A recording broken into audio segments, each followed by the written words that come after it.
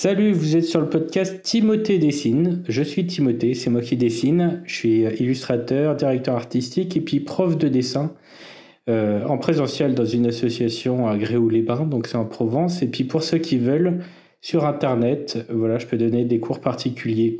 N'hésitez pas à me contacter pour ça, mais on n'est pas là pour ça aujourd'hui. On va parler de l'inspiration. Et finalement, il y a assez peu de contenu sur l'inspiration. Moi, j'ai lu un bouquin récemment qui parle quasiment exclusivement de ça. C'est celui de Rick Rubin, qui s'appelle Créativité, je crois. Je l'ai beaucoup aimé, et puis je l'ai prêté à d'autres personnes qui l'ont détesté. Et je pense que ce podcast-là, il va avoir le même effet un petit peu sur les gens qui vont l'écouter. Soit ils vont bien l'aimer, parce qu'ils vont se retrouver dans ce que je dis, soit ils vont trouver que c'est n'importe quoi. Parce que, voilà, l'inspiration, c'est quelque chose de tout à fait singulier, de tout à fait personnel. Et on l'obtient ou on l'obtient pas selon en fait qui on est, quoi. Donc moi je vais parler de mes astuces pour être inspiré au quotidien. Et si vous n'arrivez pas à être inspiré à ce moment-là, vous pourrez tester mes méthodes, ce que je mets en place de mon côté. Et puis si vous êtes inspiré mais que vous fonctionnez différemment, du coup ça va pas du tout vous parler, mais au moins ça vous permet de savoir un petit peu comment peut fonctionner quelqu'un par rapport à l'inspiration. Bon, déjà l'inspiration c'est quoi? C'est très différent de la productivité. C'est pas parce qu'on est inspiré qu'on va nécessairement produire beaucoup. On peut être inspiré uniquement pour travailler sur un projet en particulier qui dure longtemps. Donc ça n'a rien à voir avec le fait de produire énormément. Et ça n'a rien à voir non plus avec la motivation. Parce qu'on peut tout à fait être inspiré. Et si on n'est pas motivé dans le même temps, en fait, simplement ce qu'on fait, c'est qu'on ne transforme pas cette inspiration en quelque chose de concret. Mais par ailleurs, on peut tout à fait être très motivé et pas du tout inspiré. Et on peut travailler également sans inspiration. D'ailleurs, ça va faire partie des choses qu'il faut faire, enfin moi que je fais quand même pour justement trouver de l'inspiration, c'est de travailler quoi qu'il arrive, que je sois motivé ou pas, que je sois plus inspiré ou pas. Donc l'inspiration en fait c'est quoi? C'est une sensibilité en fait exacerbée qui va permettre de capter un petit peu les bonnes idées au bon moment. Je sais pas si vous avez remarqué, en fait, souvent quand il y a une idée comme ça qui est bonne, il y a plusieurs personnes qui l'ont en même temps. Et les idées, ça appartient pas vraiment aux gens. L'inspiration n'appartient pas vraiment aux gens. C'est plutôt quelque chose qu'on capte, quoi. Et donc, être inspiré, c'est savoir capter justement ces bonnes idées-là, qui font partie du temps. Pour s'en convaincre, par exemple, l'appareil photo, il a été inventé en même temps par 2 personnes. Le cinéma, par 3 personnes en même temps. Donc voilà, c'est vraiment... Les grandes idées, en fait, elles marquent une époque plutôt qu'une personnalité. C'est juste qu'il y a quelqu'un qui a réussi à la capter, mais il y en a eu d'autres en même temps, quoi. Donc voilà. Donc comment on se met justement dans cet état sensible pour réussir à capter l'inspiration? Donc là, dans ce podcast-là, je vais parler évidemment de ce que moi je fais. Et je suis pas trop au courant de ce que fait tout le monde. Mais disons que par exemple, Rick Rubin, c'est vrai qu'il avait développé pas mal de trucs qui allaient plus ou moins dans mon sens. Donc là, j'ai pas du tout pris de notes ou quoi que ce soit. Donc s'il y a des choses qui ressemblent à ce qu'il dit, c'est parce que je les pense aussi. Et puis s'il y a d'autres choses qui sont en contradiction avec ce qu'il dit, c'est parce que je les pense aussi, quoi. Il y a probablement d'autres bouquins sur la créativité, mais je les ai pas lus. Donc voilà, en fait l'inspiration, ça vient d'autant mieux qu'on a fait plusieurs tests justement pour savoir ce qui fonctionne le mieux pour nous. Donc moi, ce que je vous encourage à faire, c'est à tester en fait si jamais vous n'êtes pas quelqu'un qui est inspiré de base ou que vous savez pas comment ça vous est venu, d'essayer peut-être ce que je dis et d'essayer de faire le contraire également. Parce que justement, ça peut peut-être mieux marcher pour vous si vous faites exactement le contraire. Et ce qu'il faut faire à tout prix, c'est d'éviter en fait les a priori. Et les a priori même sur qui on croit être. Voilà, parce que en fait, plus on se connaît soi-même, plus on sait comment on fonctionne, plus l'inspiration est facile à obtenir. Mais le problème qu'ont beaucoup de gens, c'est qu'ils ont des fausses idées d'eux-mêmes. Donc des fois, il faut remettre en question. Peut-être vous vous êtes dit toute votre vie, par exemple, ah moi je suis un bosseur, ou au contraire, ah, moi je suis un feignant, je suis un feignant. Et puis en fait, c'est pas vrai quand, par exemple, quelqu'un qui se dit bosseur, peut-être s'il est un petit peu plus, si un peu plus feignant pendant une période de sa vie ou quoi, il va se remarquer que les idées viennent beaucoup mieux. Moi, par exemple, j'ai tendance à dire que je bosse beaucoup, mais toutes mes meilleures idées peuvent venir en vacances, hein. Justement, quand j'ai l'esprit frais, quoi. Et puis, quelqu'un qui est très feignant, au contraire, peut-être en bossant, ça va lui permettre de, euh, de plus se discipliner et dans la discipline, d'obtenir plus d'inspiration. Donc, il ne faut pas d'avoir d'a priori sur qui on est vraiment, enfin, vis-à-vis de ça, justement, vis-à-vis de sa faculté de capter comme ça l'inspiration. Donc, il va falloir faire des essais, il va falloir faire des tests, il va falloir se tromper, et puis moduler. Et voilà. Et puis peut-être aussi que ça va changer au cours de la vie, hein. De toute façon, tout ça, c'est très fluctuant. C'est fluide, complètement fluide, l'inspiration. Et encore une fois, c'est peut-être pour ça qu'il y a très peu de contenu là-dessus, parce que c'est une matière qui est très très dure à décrire, quoi. Donc, déjà, pour être inspiré, ce qui est le mieux, donc à partir de maintenant, je parle que de moi, ça va être de se rendre disponible à l'inspiration. Donc là, c'est pareil, c'est quelque chose qu'on ne décide pas nécessairement. Par exemple, être disponible à l'inspiration, c'est-à-dire qu'on n'a pas l'esprit occupé. Donc, comment on fait pour ne pas avoir l'esprit occupé? Bah déjà, il faut avoir pas trop de soucis. Par exemple, pas trop de soucis d'argent, pas trop de soucis matériels, tout qui fonctionne bien à la maison, la voiture qui n'est pas en panne et ce genre de trucs.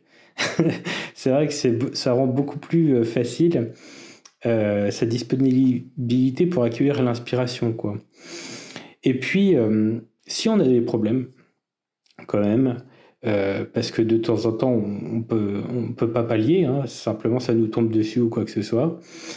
Ce qu'il faut faire, c'est s'aménager des temps pendant lesquels on se dit, bon, bah, là, on ne se préoccupe que de la créativité, de faire du créatif, etc. Donc, c'est simplement quoi? C'est se mettre au boulot, donc à heures régulières, avec comme ça des horaires, et puis se donner une deadline là, jusqu'à laquelle on va pas penser à tous nos problèmes. Après, je dis, on va pas penser à nos problèmes, c'est aussi des efforts à faire sur soi. Parce que c'est pas nécessairement évident, mais c'est ce qu'il faut tenter de faire. Après, c'est pareil, les problèmes, on peut les relativiser aussi. C'est-à-dire que par exemple, si on a des problèmes d'argent, bah, tant qu'on n'est pas vraiment à la rue ou quoi que ce soit, ça reste viable. Donc c'est difficile de le dire comme ça, hein, mais disons que on peut se détacher comme ça, essayer de se détacher un maximum de ce qui nous importe de façon matérielle pour accueillir à la place l'inspiration. C'est possible de le faire. Je sais plus qui c'était le philosophe qui vivait à poil dans un tonneau là et qui était très inspiré. À partir du moment où on accepte finalement d'avoir rien et de consacrer sa vie à quelque chose de plus précis, de plus créatif que les biens matériels, et ben finalement on se détache d'un certain nombre de problèmes aussi. Donc se rendre disponible, c'est aussi avoir un certain détachement d'un point de vue matériel. Ça peut être ça aussi, quoi. Donc se rendre disponible, ça va être aussi maîtriser les outils créatifs qu'on va utiliser. Par exemple, si vous voulez faire une bande dessinée, eh ben, il va falloir maîtriser un grand nombre de choses pour se rendre disponible à l'inspiration, qu'elle vous atteigne ou quoi que ce soit. Tout simplement, l'inspiration, en fait, elle va venir à ceux qui sont capables de retranscrire ce qu'elle donne, hein. Parce que sinon, on va capter les choses de façon beaucoup moins précise, nécessairement. Donc, si vous n'êtes pas capable, par exemple, de faire des perspectives élaborées avec des décors, etc., bah, c'est peu probable que vous soyez inspiré et que ça soit facile, comme ça, de concevoir des récits de bande dessinée à dessiner, par exemple, je sais pas, de science-fiction ou ce genre de truc. Simplement parce que vous n'aurez pas la capacité technique de les mettre en place très vite. Et donc, comme en fait, ce sont des choses à capter, et bah, du coup, il faut les capter sur l'instant. Donc, être rapide et donc maîtriser ces outils quoi, pour pouvoir traduire au plus vite en fait, ce qu'on reçoit. Quoi. Et ce qui est bien aussi, voilà, pour se rendre disponible à l'inspiration, c'est d'être entouré par des références, mais pas énormément, en fait. Des références de qualité, mais pas trop. Parce que ça tue, au contraire, l'inspiration. Moi, c'est toujours un truc que je me demandais quand il y avait les portes ouvertes à l'école de dessin que j'ai fait, là, Pivot à Nantes. C'est que, en fait, les murs étaient tapissés de dessins, quoi. Il n'y avait pas un espace de 3 millimètres entre chaque dessin, ils étaient collés. Et en fait, ça fait tellement de choses que ça anéantit complètement toute réflexion, etc. On est complètement submergé par les informations et du coup, il n'y a pas de tri qui est possible, quoi. Donc, il faut avoir des références, mais pas trop et que de la qualité. Donc voilà. Après, moi, je vais vous donner là le truc qui fonctionne le mieux pour moi, pour être inspiré, mais quasiment sur commande. Ça fonctionne super bien. C'est de créer pour une personne. Et quand je dis ça, c'est pas créer pour soi. C'est pas créer pour soi du tout, avec l'objectif de me faire plaisir à moi. Il y en a pour lesquels ça marche, mais moi je vais expliquer exactement pourquoi ça marche pas pour moi. Et j'ai déjà essayé. Hein. C'est-à-dire que même si par exemple je devais faire une autobiographie, je la ferais pour quelqu'un d'autre. C'est-à-dire que mon énergie serait dirigée vers quelqu'un d'autre. En fait, il faut créer, il faut que je crée dans l'objectif d'offrir ça à quelqu'un. Ou au contraire, pour faire mal à quelqu'un. C'est-à-dire que, c'est bizarre de dire comme ça, mais créer contre quelqu'un ou pour quelqu'un. Mais en aucun cas pour soi-même, quoi. Parce que quand on crée pour soi, finalement, on ne peut pas prendre de recul sur soi-même. Assez pour pouvoir s'observer avec une forme de... Voilà, sous un angle différent. Simplement, on reste à l'intérieur de nous-mêmes et du coup, on tourne en vase clos, quoi. Et donc, c'est la pire des façons de justement créer quelque chose qui est universel. Tandis que... Voilà, donc voilà, quand on crée pour soi, on va faire quelque chose d'introspectif et un peu stérile, quoi. Et on va stagner, je pense. On va beaucoup stagner. Et on va parler de ses préoccupations, mais du coup, on va slow. Et donc, il y a peu de chances qu'il y ait une évolution. Une évolution dans la réflexion. Parce que peut-être qu'on va démarrer son projet en pensant à une évolution qu'on pourra traduire, mais c'est pas le travail en lui-même sur l'idée qui va nous faire évoluer nous, quoi. Nous, on va pas évoluer, on va stagner, donc on va travailler pour rien. Et par contre, si on travaille aussi pour le grand public, si on se dit on va créer pour plein de gens, pour une tranche de gens, pour un segment de la population, pour des choses comme ça, ça c'est ce qu'on nous demande de faire, par exemple dans des projets. Moi, je me rappelle, j'avais fait un dossier, enfin non, on m'avait proposé de faire des webtoons. Il y avait Dupuis qui avait commencé à proposer des webtoons et qui cherchait des dessinateurs ou quoi. Et il m'avait proposé, parce qu'il m'avait vu sur Instagram, sur une BD que j'avais fait, qui s'appelait Duc, qui était destinée à un ami à moi qui s'appelle Duc, justement.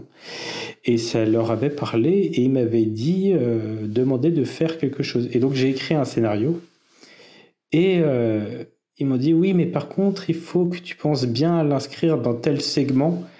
Et parce qu'en fait, il fallait qu'ils puissent mettre le scénario ensuite dans des catégories que les gens puissent rechercher.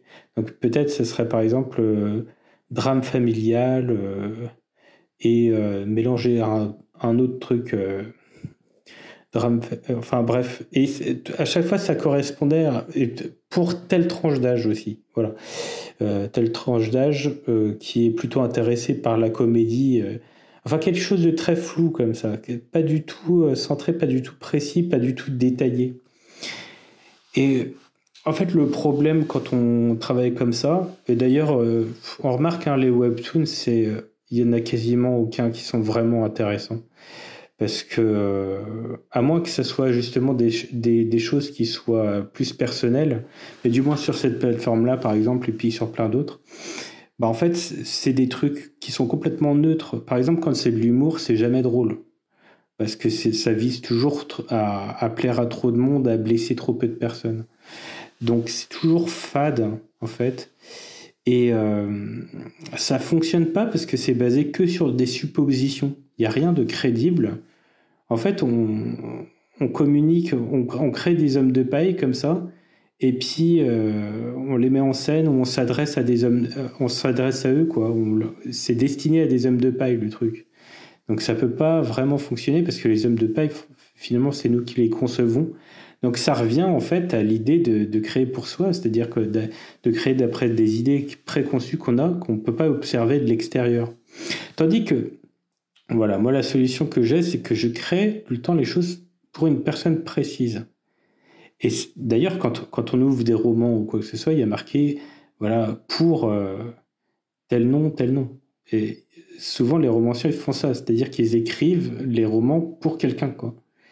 Et moi, je fais un peu la même chose. C'est-à-dire que, bah, déjà, ça me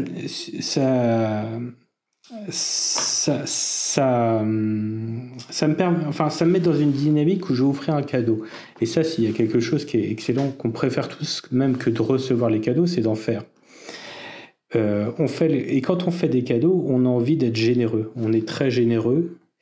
On a une idée précise des attentes aussi de la personne qu'on cible pour offrir ce cadeau. Et cette personne-là, non seulement on peut nous l'observer de l'extérieur, mais là je suis pas en train de parler de le mettre en scène nécessairement ou quoi, de faire quelque chose qui lui ferait plaisir. Peut-être par exemple par le biais de discussions que vous avez eues, etc. Il y a des choses en commun ou alors les blagues qu'on fait ensemble, etc., des choses qui nous lient, quoi, qui peuvent sembler complètement private joke, mais en fait, c'est beaucoup plus universel que tout. C'est beaucoup plus universel que tout parce que c'est vrai. Et non seulement on peut observer les personnes à qui on destine les œuvres qu'on va créer, mais on a aussi la possibilité de pouvoir échanger avec les autres personnes qui les connaissent. Ça, c'est incroyable, pour avoir d'autres points de vue. Parce que quand on va, par exemple, faire quelque chose centré sur soi, il n'y a personne qui nous dit vraiment les yeux dans les yeux, etc. Enfin, si, il y en a quelques-uns, mais disons que c'est plutôt rare d'avoir quelqu'un qui va dire exactement ce qu'il pense de toi en face de toi. Mais il y a toujours des gens qui vont parler des autres, etc., et qui peuvent nourrir justement le récit qu'on se fait d'eux, quoi. Et puis l'impression... Enfin, c'est vraiment... On a la possibilité d'avoir beaucoup d'informations sur un sujet très précis et qu'on aime ou qu'on déteste. Alors, si on le déteste, du coup, on fait pas un cadeau, ou alors on fait un cadeau empoisonné, disons qu'on fait quelque chose contre cette personne.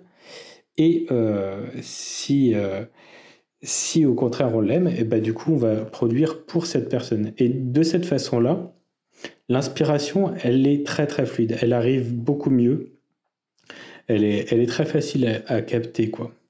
Donc, comme je disais, on peut créer soit pour faire plaisir, soit pour détruire. Donc, en fait, quand on va créer pour détruire, on va exprimer une colère, mais qui va être sincère quand même. Donc, on va cibler de façon très précise ce qu'on déteste. Et si on garde bien en tête une personne en particulier quand on produit quelque chose de ce type-là, voilà, typiquement les œuvres qui donnent un peu la haine, qui nous font qu'on est remonté à bloc et tout à la fin. Voilà, vous voyez tout à fait le genre d'œuvre que ça peut produire, un petit peu de créer comme ça dans la haine de quelqu'un en particulier. Et ben, il va falloir quand même rester humain aussi. C'est-à-dire, il va falloir rester sincère au maximum. Et donc, quand vous analysez comme ça la personne pour qui vous destinez un petit peu cette œuvre-là et qui vous provoque cette colère-là et tout, et ben vous essayez aussi de montrer les bons côtés, enfin de dénicher les bons côtés, les choses qui vont résonner de façon positive avec cette personne-là. Parce que simplement, ça n'existe pas la haine pure. En fait, il faut toujours créer des contrastes. En fait, l'humanité, il y a toujours des contrastes.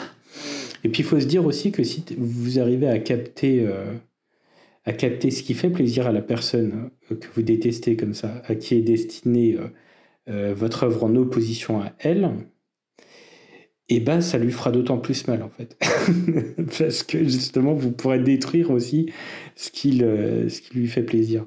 Donc c'est très bizarre de faire comme ça. Moi, je fais pas comme ça. Je fais plutôt des choses pour les gens que contre les gens. D'autant que faut quand même se dire que quand on fait une œuvre comme ça pour détruire quelqu'un d'autre ou en opposition à quelqu'un d'autre, etc., on nourrit en même temps une rancœur et puis une énergie négative et ça nous met en colère. Donc ça, c'est des choix à faire dans la vie. Est-ce que vous voulez être en colère? Est-ce que vous voulez être pas content? Ça a aucun sens. Parce que au contraire, on peut créer pour faire plaisir. Et donc là, on se met dans une énergie qui est tout à fait différente et qui est très joyeuse. Donc voilà, on peut créer pour faire un cadeau intime qui est sincère, qui est nourri d'anecdotes. Et là, en opposition, par contre, on peut inclure aussi des petites failles. Par exemple, des petites failles de la personne. Alors, comme je dis, c'est toujours des choses, c'est des ingrédients, mais c'est pas nécessairement pour faire des œuvres où on change la personne qu'on a pour cible en protagoniste. Hein. C'est pas du tout ça. L'idée, c'est de faire quelque chose qui lui fasse plaisir. Vous voyez ? Mais on peut intégrer ces failles-là à l'intérieur quand même, mais les rendre un petit peu fragiles et puis touchantes. Voilà. Donc comme ça, on reste pas que dans quelque chose qui est négatif, ça reste toujours positif, mais on inclut aussi les petites failles pour que ça reste crédible, quoi. En fait, on est sincère dans sa documentation, on s'en sert d'objet documentaire vraiment de la personne qu'on va utiliser comme cible pour nous inspirer, quoi. L'autre chose qu'on va pouvoir faire, justement pour appeler comme ça l'inspiration, c'est de se donner des contraintes. Donc, pile, je dis ça, mais les contraintes... donc, quand je disais juste avant ça qu'il faut se rendre disponible à l'inspiration, justement, on a l'impression qu'on n'est pas du tout contraint. Mais c'est pas des contraintes, là, pour le coup, qu'il faut subir, c'est-à-dire que, voilà, qui vous tombent dessus, etc. Comme je disais, les problèmes financiers, les problèmes de santé ou autres, ça dépend pas de vous, hein, ça, vous les subissez. Mais si vous, au contraire, vous donnez des contraintes, mais que vous les choisissez activement, par exemple, vous donnez la contrainte d'utiliser qu'un seul type de matériel, qu'un crayon, ou alors une palette de couleurs qui est réduite, ou alors peut-être une contrainte de style, voilà, pour s'inscrire dans une transition. Par exemple, vous dites, bah tiens, ce projet-là, je le fais école Marcinelle, Gronet, etc. La BD franco-belge. Voilà, ça fait partie des choses qui vont faire que, en fait, vous êtes totalement maître, vous êtes d'autant plus maître de votre vie. En fait, plus vous êtes maître, en fait, de votre vie, plus vous maîtrisez votre environnement, etc., et ben, plus ça vous rend exactement de la même façon que maîtriser son outil. Maîtriser sa vie, ça vous permet aussi de mieux capter comme ça l'inspiration, quoi. Et puis, il peut y avoir aussi des contraintes de format. Voilà, de format sur lequel, par exemple, moi, en ce moment, j'ai envie de faire des grands trucs. Donc, j'essaye d'avoir des j'essaye d'avoir des petites disponibilités pour faire des fresques ou des machins comme ça, là, parce que c'est un truc en ce moment j'ai envie de faire sur la musique. Ou alors des contraintes de délai. Voilà, par exemple, moi j'avais créé, je participe de temps en temps, là pas depuis 2 ans je crois, mais aux 23 heures de la BD. Donc on a 23 heures pour faire une BD de 24 pages. Et c'est vrai que je crois que mon meilleur scénario, enfin le truc qui me plaît le plus que j'ai fait en BD, c'était pendant les 23 heures de la BD. Et du coup j'ai fait une BD de 24 planches en 16 heures, parce qu'après je me suis effondré de fatigue. Mais du coup sous la contrainte, et c'était hyper bien. Et sinon tout le reste, ouais, c'est toujours pareil, je l'ai fait pour quelqu'un en particulier. Voilà, et avec cette contrainte-là. Et c'est vrai que j'ai été très inspiré, ça venait quasiment de façon automatique, hein, sans structurer ou quoi que ce soit, ça venait. Donc, sinon, il va y avoir... là, je vais parler d'un autre truc, et je pense qu'il va y avoir pas mal de gens qui vont être complètement en contradiction avec ce que je pense là, mais franchement, c'est vrai... pour moi, en tout cas, c'est vrai à 100%. C'est que tant que l'œuvre, en fait, tant que ce que vous faites, c'est pas terminé, il faut pas du tout demander d'avis aux gens pendant la création de ce que vous faites. Enfin, moi, en tout cas, je demande pas d'avis.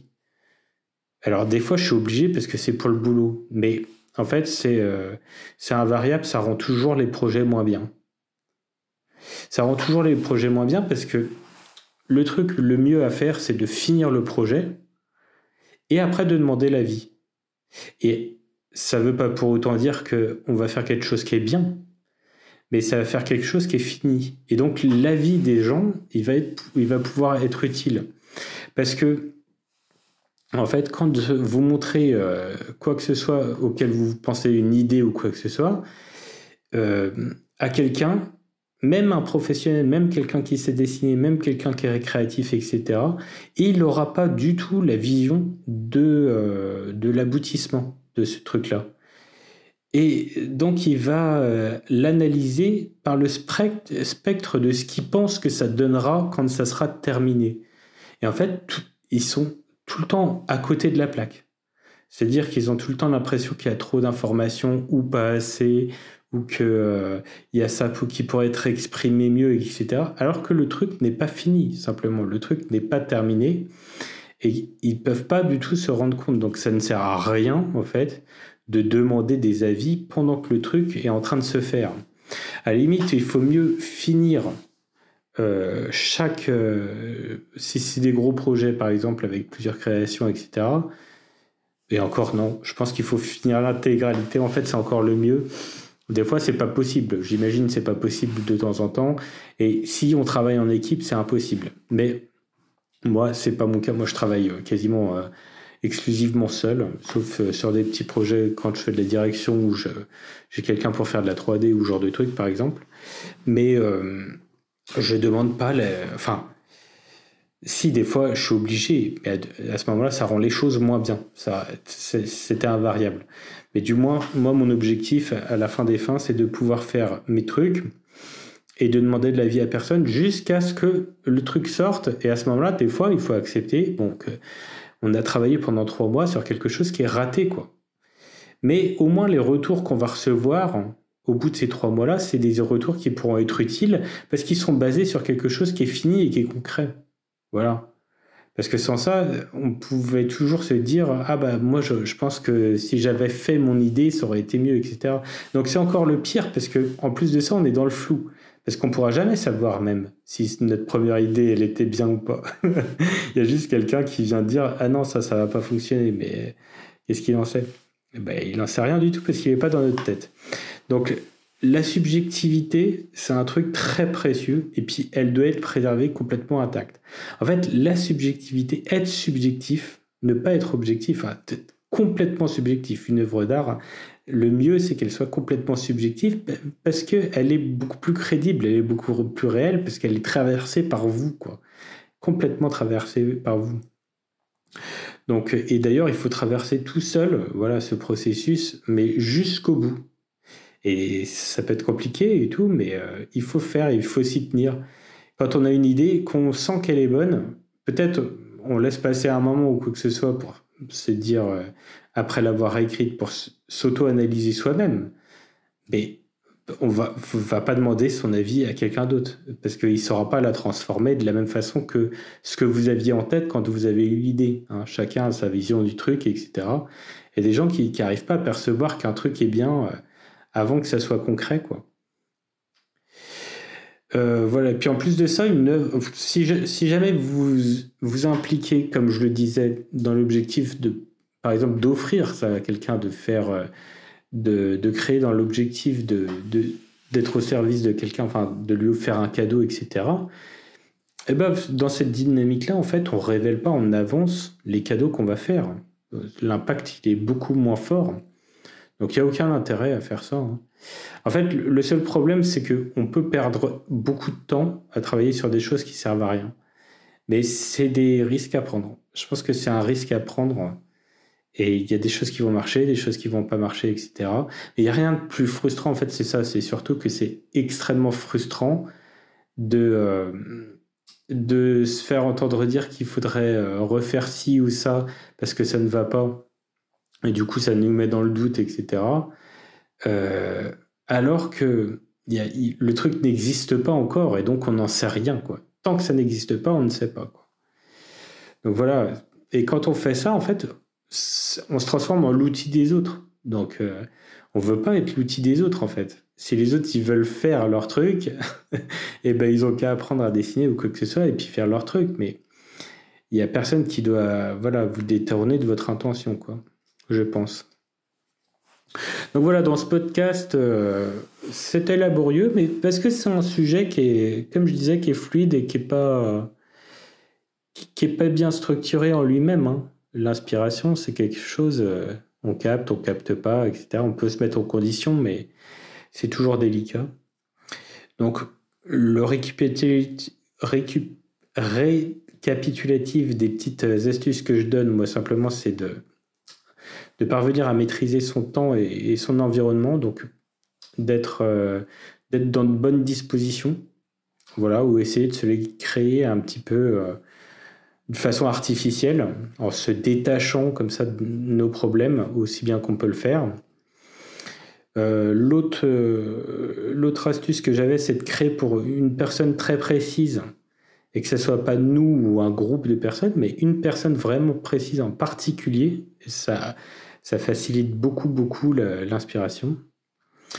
Et puis de le faire soit pour faire plaisir à cette personne ou alors pour la dénoncer, voilà, mais avec sincérité toujours. Après, tout dépend dans le mood qu'on choisit d'être. Je pense qu'on choisit d'être heureux ou malheureux en partie dans sa vie. Voilà, en partie. Après, on va toujours me dire, mais non, il y a des gens, voilà, ça leur tombe dessus, c'est dramatique, et ça. On peut toujours choisir un petit peu au moins. Et sinon, on va pouvoir aussi se donner des contraintes, voilà, qui sont structurantes. Bah, aussi, j'ai oublié de le rappeler, mais on pouvait se donner des horaires, etc., pour travailler de façon régulière aussi. Et puis la régularité, ça amène l'inspiration. Hein.